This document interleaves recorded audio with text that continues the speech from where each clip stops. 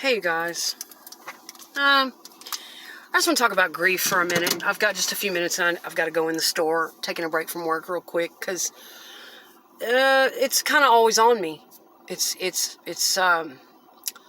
I've been just carrying it, not really talking about it as much, not really knowing how to express it, having a lot of feelings about even having grief, and I think it's a lot of it's grief that I've stored for a lot of years that I haven't known how to fully deal with.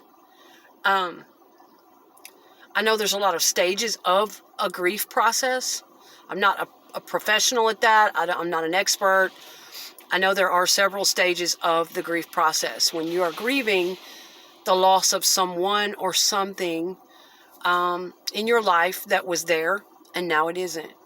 Whether you lost that person to death, they died, they passed away, whether it was a terrible divorce, a breakup, a friend, something, a child, sibling, someone in your life that meant something to you, a great deal to you, you were used to having there, and now you don't have them, and it's just kind of gone.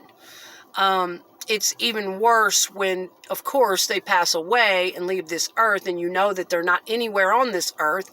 You can't ever possibly talk to them ever again. It's almost surreal to go through it. I've had to go through it. But when you lose someone to a divorce or a breakup, it's a different type of grief.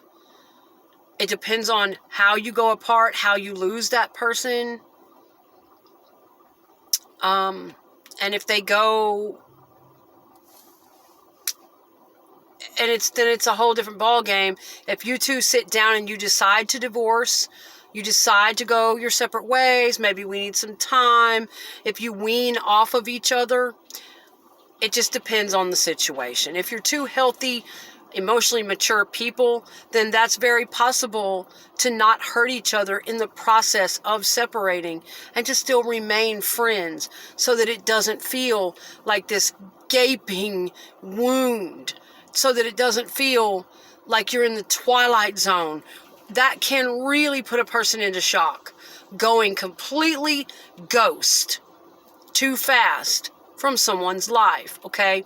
Now, if you're in a toxic relationship and you've lost that person, you're in a narcissistic or abusive or any type of toxic, you're just not good for each other, you don't get along, whatever the case, and you know that it's absolutely for the best, you know that it's almost no way around it, inevitable that you two have to go apart, no matter if it's you that's being kind of forced into it and you really love that person and want to keep them, or if it's them, no matter who initiates it, but if you discover yourself in a situation like that, the grief of that can be just as bad. A lot of people think, well, that situation was toxic. You should feel great. You're done with that. Oh my God, you're free. Especially if they were abusing you, taking advantage of you, they were hard to deal with, difficult, always fighting. People on the outside would think, my God. And even from hearing you talk, you probably spoke to a lot of people throughout that relationship. My God, this person's doing this and they're doing that. And this is just bad. And this is awful. And this and that and this. Right.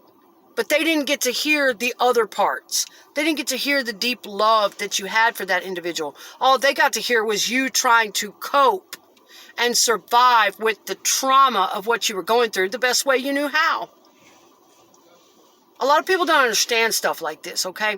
But what I'm letting you guys know is grief, yes. When you lose even a person that was toxic for you, that treated you badly,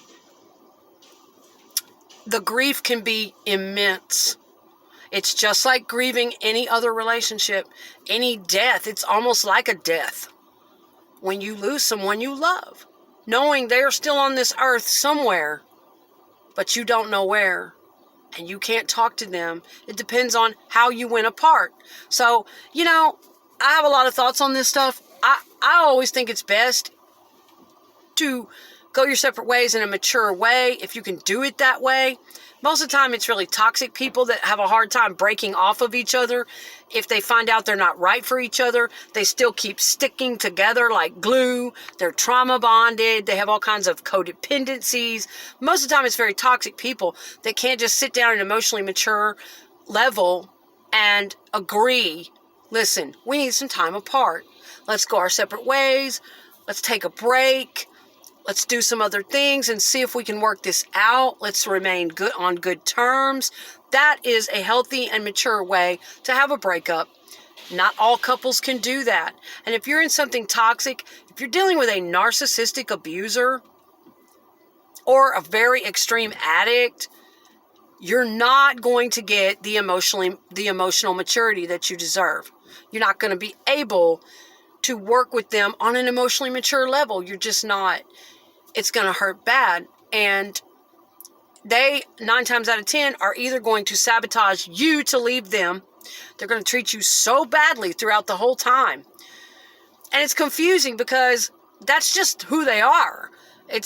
Yeah, a lot of it they're doing it to you deliberately, but again, it's just who they are. A lot of them don't even know any fucking better. They've been living that way so long. They're addicts, they're alcoholics, they're drug addicts. They live this way. They're emotionally fragile. They've been in that for years and years and years. They have toxic thinking patterns. They have unresolved childhood wounds. They have all kinds of things going on that a lot of them have not faced. Some of them have personality disorders, full-blown narcissistic personality disorder. Some of them have other types of mental illnesses. They're not taking medication for it. They've never had a proper diagnosis. And they've just been living like this with all these tactics and tendencies and treating people certain ways. And that's how they get by. Okay? So it is weird. That's just their personality. They don't think they're doing anything wrong to you. They think that is they keep moving right on down the line thinking you dumped them, thinking you hated them, you didn't love them. And a lot of them will play you with that manipulation too. So be careful there. But it's hard to wrap your mind around their brain. A really pathological person or a person who's had brain damage from lifelong drug use, it's stunted their development in a part of their brain, their emotional maturity. It just depends, okay? But the point to this is that yes, even if someone was bad for you, you grieve the loss of that person. It hurts. Depending on how they left or how they pushed you to have to leave them alone. And you didn't want to. You wanted to stay with them. You wanted to have a life with them. You wanted to love them. But their behavior was just so atrocious, so out of it, so pathological that you couldn't stay or that you had to push them to go away. Maybe hoping somewhere in the back of their brain, of your brain, that they would change, that they would see how much you loved them, and that they would step up and work it out with you. But a lot of times they don't when they're that pathological and that toxic. They will continue blaming you. So in a toxic relationship, oftentimes with a narcissistic abuser especially, or a severe addict, you're getting like a triple fucking dose of grief. Not only are you grieving how you were treated, the loss of this relationship, the loss of your partner, that no matter how bad it was, that was your partner and you loved them and you did everything with them for years, oftentimes. That was my relationship, okay? And there were good things that I cherished that meant the world to me about that person.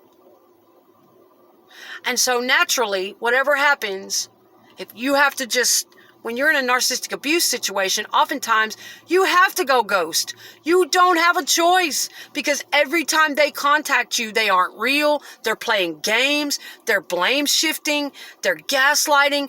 They're destroying you mentally, psychologically destroying you. And you know they're not going to change it. And if they're addicted on top of it, it's even worse. And often they're only calling you to upset you, to either use you for something, manipulate you again, or throw their new supply in your face. Look at all the girls I can date. Yeah, I had one like that. Look what a big peacock I am, strutting my feathers. Ha ha ha ha. You know, a lot of times that's, so people on the outside or who have never been through that, or even some professionals, don't realize sometimes what a person is going through after narcissistic abuse, because it is that complex. Not only are you grieving all of these different things, it's just not there anymore. Everywhere you look, it's like someone died. Everywhere you look, everywhere you went, everything you touched